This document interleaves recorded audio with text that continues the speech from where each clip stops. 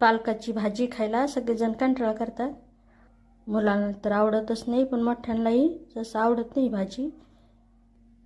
अशा पद्धतीने बनवून पहा, नक्कीच घरात सर्वांनाच आवडेल.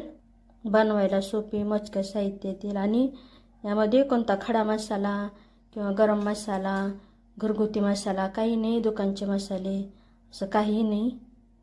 पूर्ण व्हिडिओ पहा.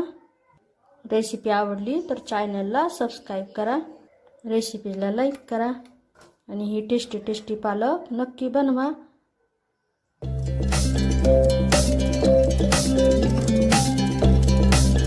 नमस्कार, मी अर्चना, गावकडच्या रेसिपी या चॅनलवर तुमचं स्वागत.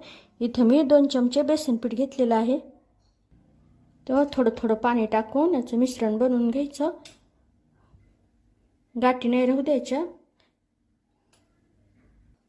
तर व्यवस्थित मिश्रण तयार झालेलं आहे. तेल टाकायचं, मोहरी, जिरे, बारीक कट केलेला कांदा. गॅसच्यात मोठी ठेवून व्यवस्थित असं परतून घ्यायचं. कांदा व्यवस्थित परतला गेलेला आहे. गॅसच्याच कमी ठेवायची.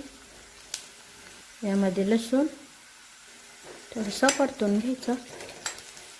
हळद, लाल मिरचीची पूड, लाल तिखट. हे फक्त लाल तिखट आहे.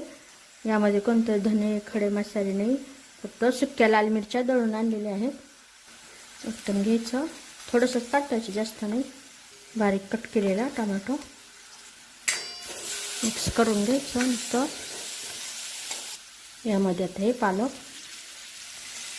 पालक स्वच्छ धुवून बारीक असं कट करून घेतलेलं मिक्स करून घ्यायचं. यामध्ये आता हे बेसन जे मिक्स करून ठेवलेलं पाणी ते टाकायचं. यामध्ये पाणी टाकून थोडंसं तुम्हाला जेवढं लागेल थोडंसं पाणी वाढवायचं. थोडं मिक्स करून घ्यायचं. गॅसच्याच कमीच ठेवायची. यामध्ये चवीनुसार मीठ टाकल्यानंतर मिक्स करून घ्यायचं. ते फक्त 5 मिनिटासाठी मंद आचेवर ठेवून द्यायचं.